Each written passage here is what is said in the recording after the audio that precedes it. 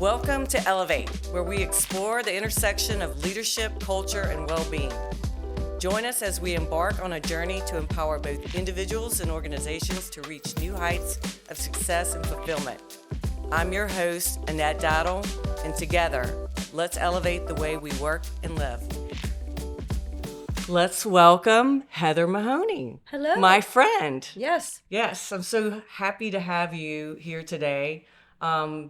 You have an impressive resume. Your life is just extraordinary. You've had 35 years as being a successful businesswoman and a beautiful mom and mother. You're a twin. Yes. And you have twin boys, Yes. which we have in common because I had twins. Oh, that's right. Yes, Yeah, that's right. yeah. So anyway, I just love the way that you exude the energy that you do.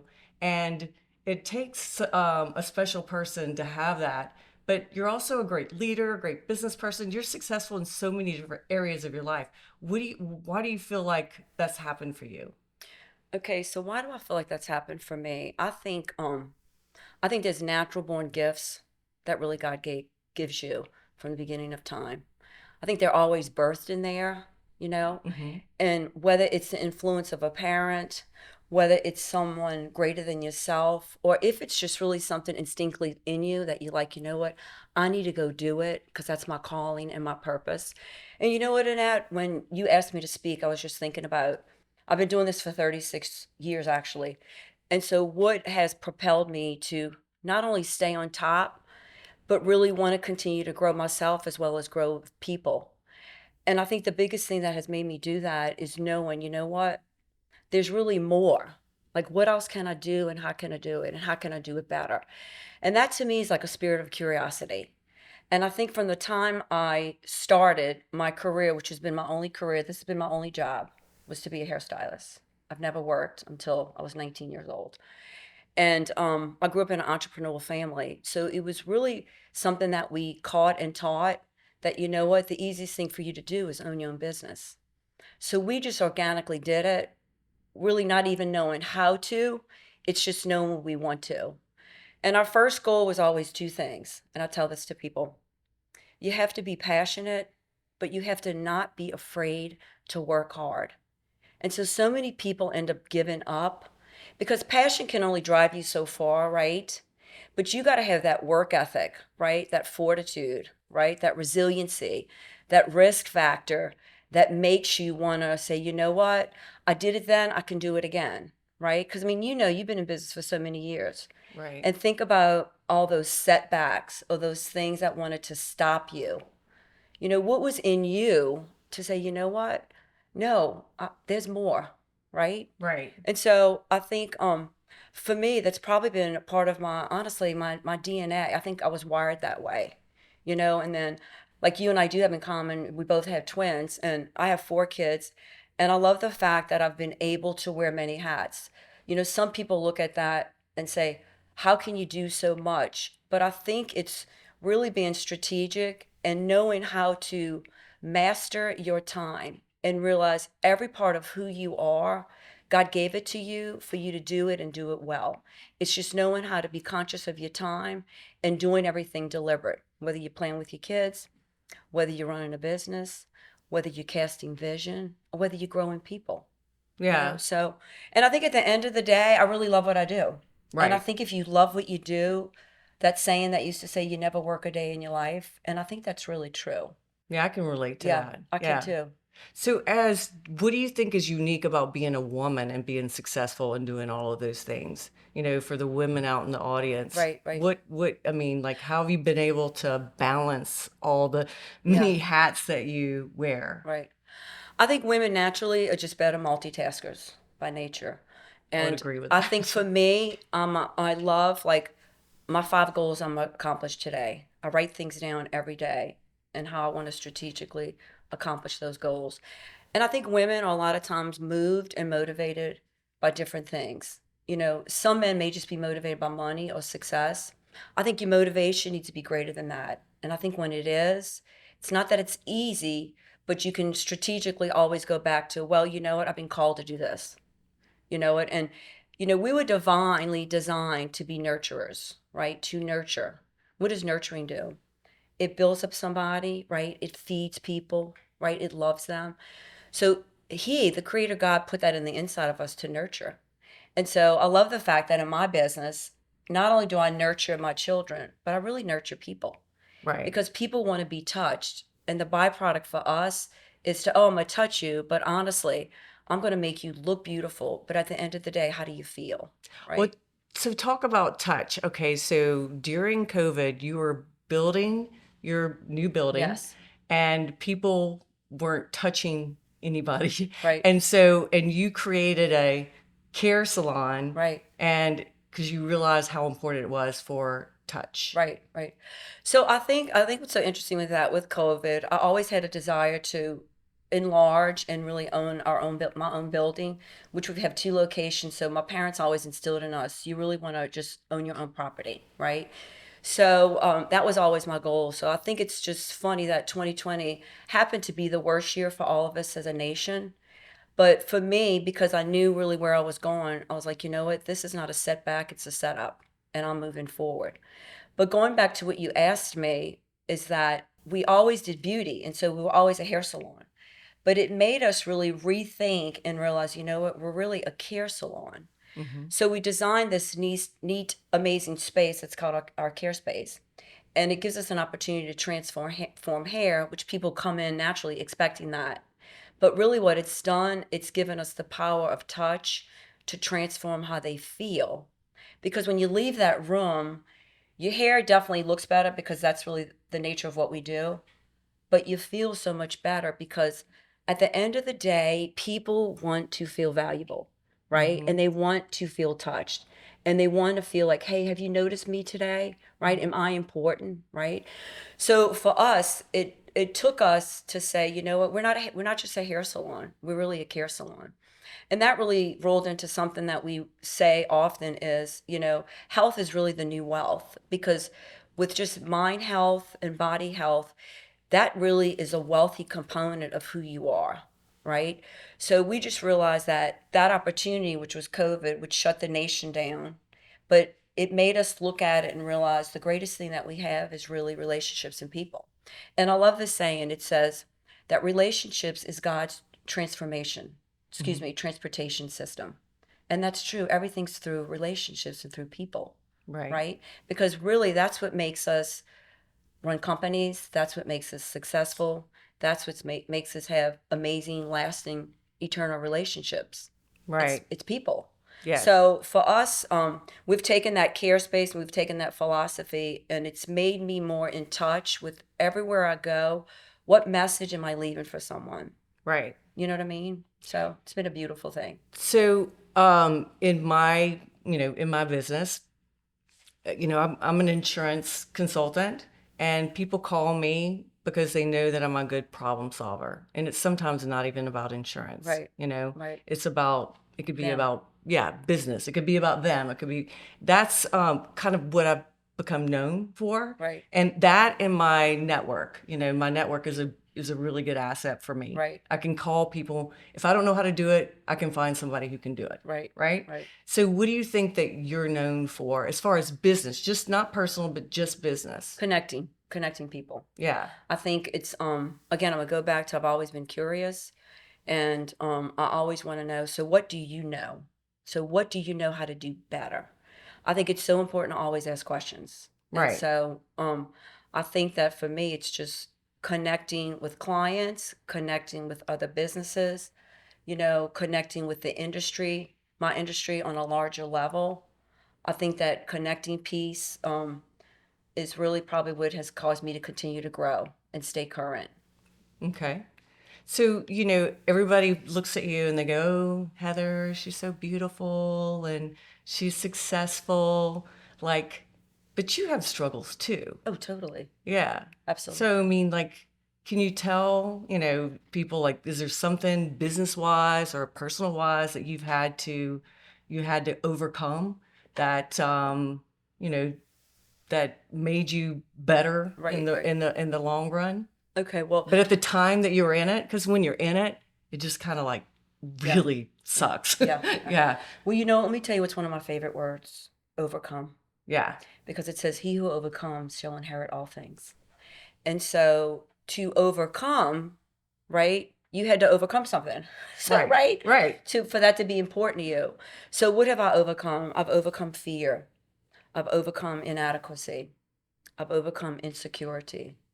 I've overcome doubt, right? Mhm. I've overcome anxiety. And so when I feel any of those things, which I do, regularly, I've been doing it for so long. So did I feel that at 19? Yes. Did I feel that when we opened up our company at 27? Yes, right? Did I feel it at 32 when I had my first child, second at 37, the twins at 39? I felt that because there's ebbs and flows in everything, right? But I've always had that spirit of resilience Yeah. and that spirit of endurance and that spirit to say, you know what, tomorrow's going to be a better day. Yeah. I know it's going to work out for my good. You know what? If I keep sowing and I keep believing, right, I Right. know it's going to be great. So it's just, Annette, one thing I wanted to mention because I think it's super important. Everything that you overcome really starts, honestly, with what you believe about yourself.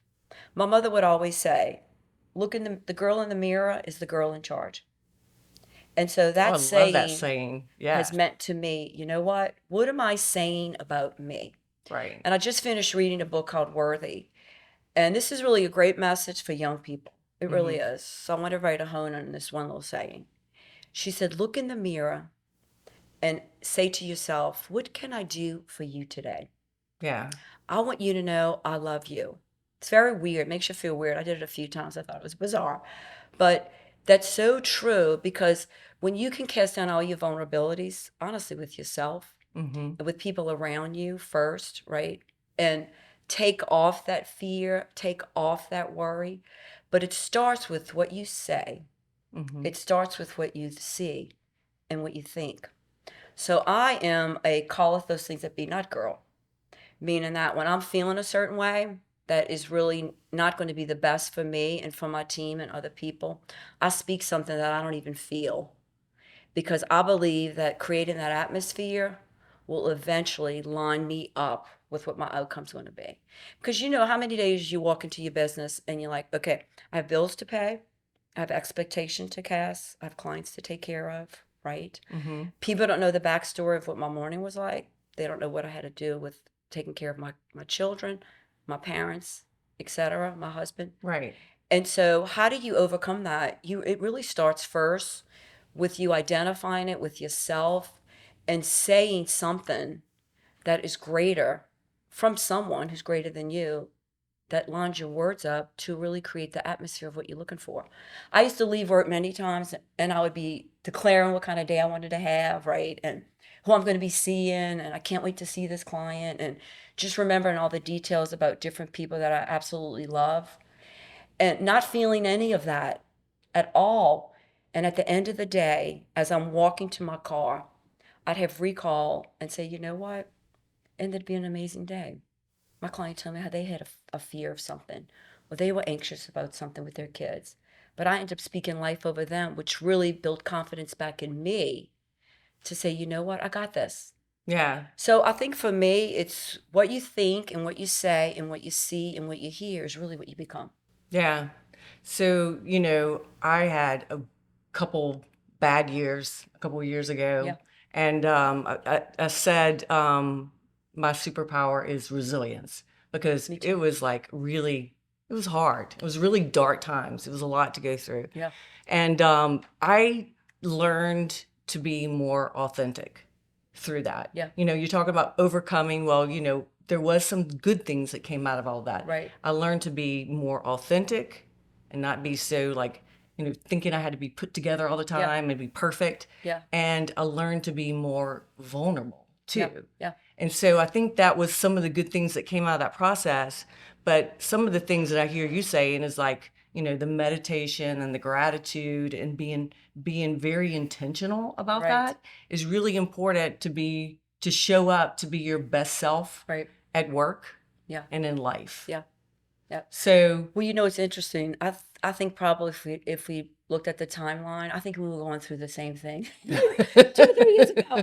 So we were really on the same page. And I remember so many mornings I would really want to I just really wanted to quit and almost yeah, having trauma brain. yeah, And when I look back and realize, how did I overcome that? Well, I have to be honest, I have an amazing husband who is very authentic and vulnerable. yeah. So he disarms me of my having to be strong all the time. Mm-hmm. But it's interesting because that was really a time when really we were going over your hair and what's going on with your hair, and right, remember Right. that? Yeah.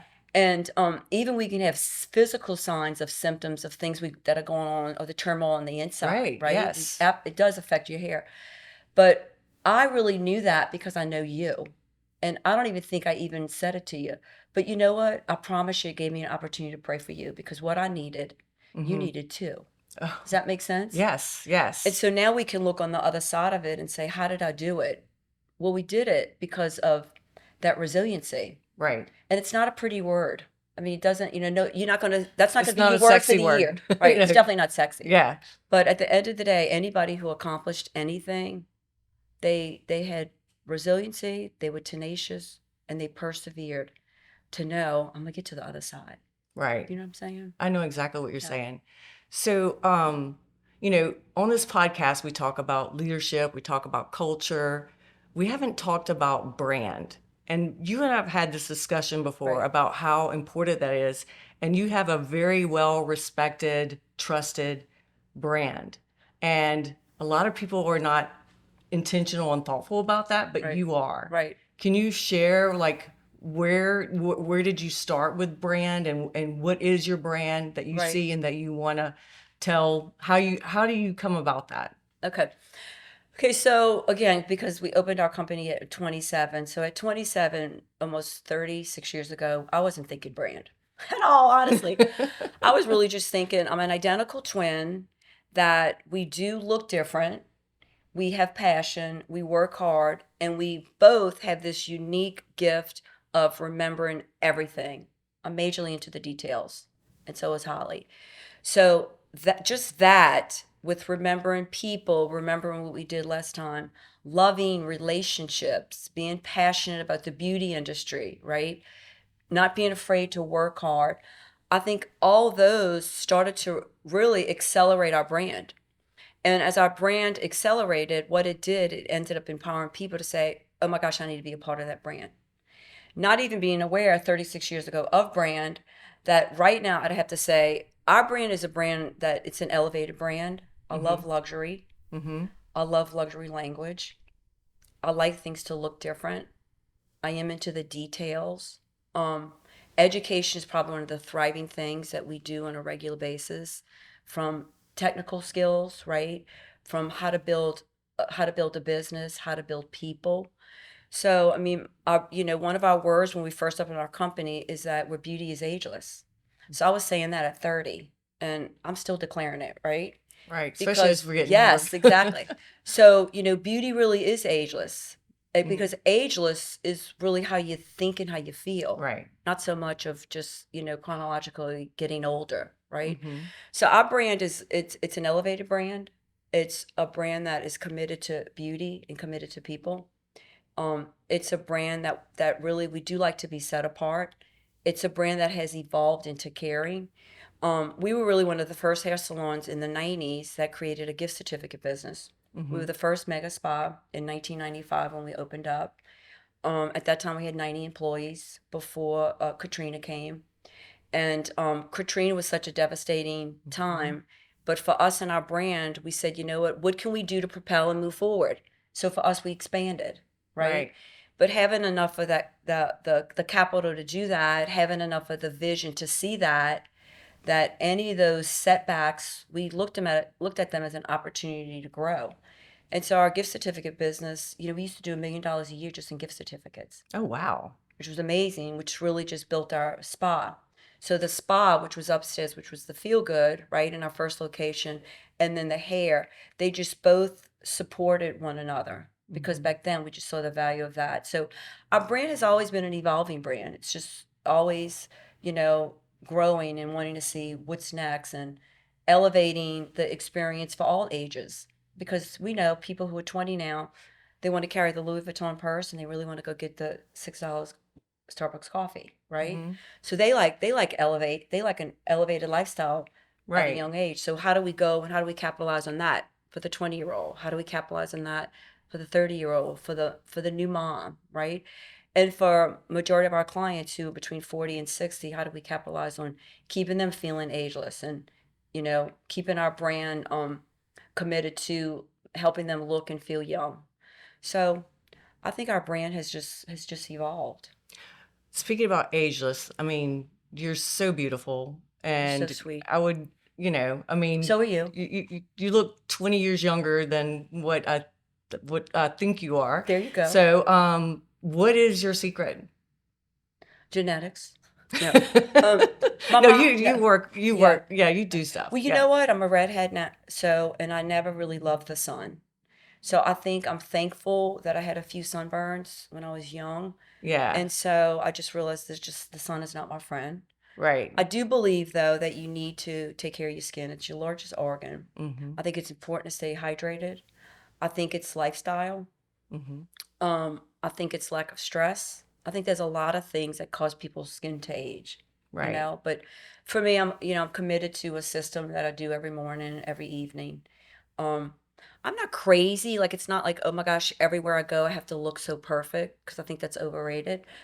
But I look the best for, I hate to say my age, but I just looking the best and feeling the best kind of are both important to me. You know what I'm Right. saying? So Right. keeping Right. your hair up, keeping your skin up, all that. But I am going to give you one little nugget. I think the most thing that makes a woman look younger as they get older is proper eyebrow balance. Because as your eyes age, because you're going to age around your eyes, you're going to age around your neck first, right? Mm-hmm. So what can really always enhance your eyes is proper eyebrow balance. So that's probably one of the things I teach most of my clients. That you know what, if your eyebrows, right, are in shape, it's going to balance out your whole face. So that's That's probably my interesting. secret. Yeah. Totally. That's a great nugget Yeah. to share. Yeah. Um, since we talk about culture on this podcast a whole lot, I'd be remiss not to talk about culture. And you had a team bonding day with Yes. your team, and I was so, blessed and thankful that you allowed me to participate as Right. a sponsor Right. because, I know almost everybody there. Yeah. At some Of course point, you do. somebody has touched my hair. Right. So, and they're a great group. I love them. And Yes. so, um, can you share a little bit about how that's important for a business to be intentional about culture Right. and Right. doing those little team Yeah. bonding events? Because some of my clients do it, and the ones that do it, I see that they thrive Right. in a whole different way than the companies that don't do it, Right. or they don't even really have well, everybody has a culture, it's whether it's a intentional or not. Right. So, but those who don't do those type of events, Right. it does, I find in all my years experience, they're not as thriving and as successful as others that do. Right. Right. So, Yeah. and I think though, when you think of culture, you think of what? Somebody's values and belief right, systems, right? And I find that when the leader is always instilling culture and just keep, depositing culture, then the culture never dies. What gets scary is when the leader really backs up and they find out a year later. It's a culture now I didn't even create. So I'm very intentional on staying on course and on task with the culture. I find that for me this year, I started to look at, because our word was more in 2024. And so when I thought of more, I thought of intangibles and tangibles, right? mm-hmm, And so it's those intangibles first that actually build people. Care more, love more, share more, give more. So I felt like that, you know what? If I really get to the heart of them and build them first as people, then the byproduct of that creates more.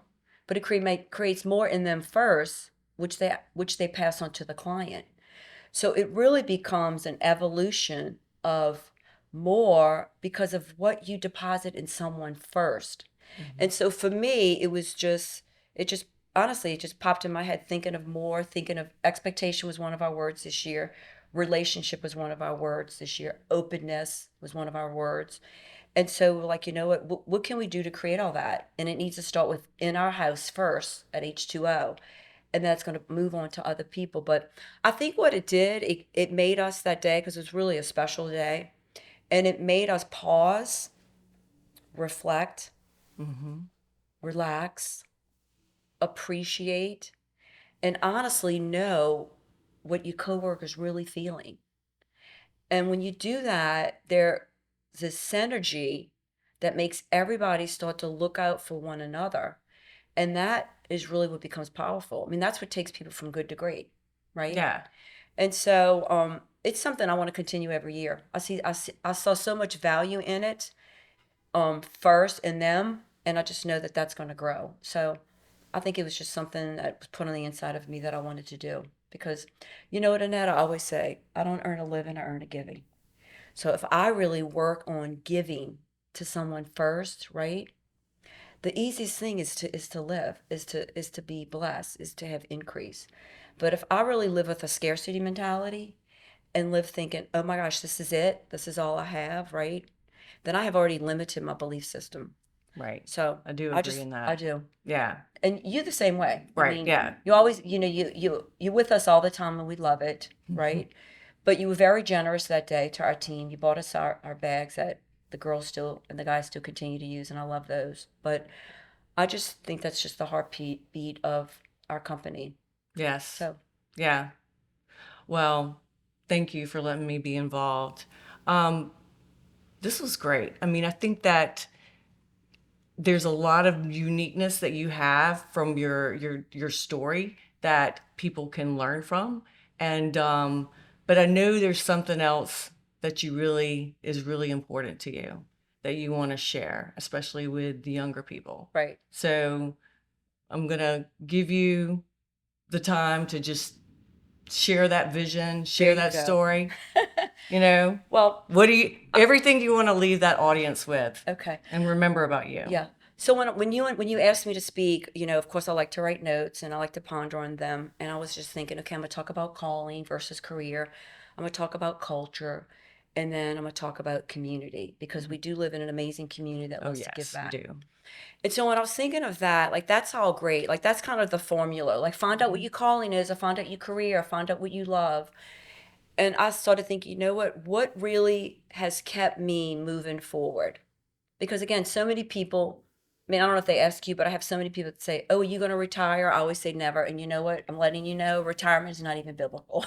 So I have no intention of retiring. But it's really vision. Mm-hmm. And so I think daily, things start in the daily. Like whatever you do in the daily is really Mm-hmm. what you end up becoming. Success is not in a day, but it is in the daily, right? Right. And so vision is really probably one of my biggest strengths, because I really consider myself a visionary, and even what my sister and I call ourselves passionaries. And it's always casting that vision, casting that passion for what's next and where do we go. So what actually is vision? Vision is really what you think, what you dream, and what you imagine, right? Mm-hmm. But vision only comes to fruition is if I have a plan. So it says, write the vision, make it plain. It actually says, write it in big letters, right? So those who see it, which is really what I do and you do too with your business, so they can run with it, Right. right?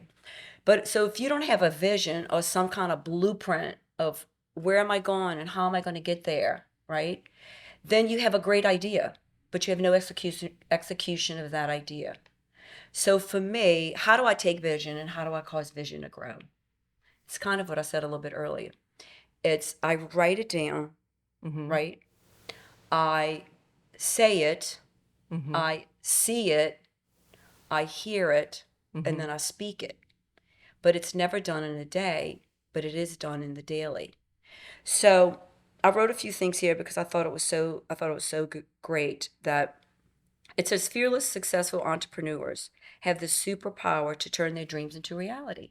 So how do they do that? Mm-hmm. They do it through vision.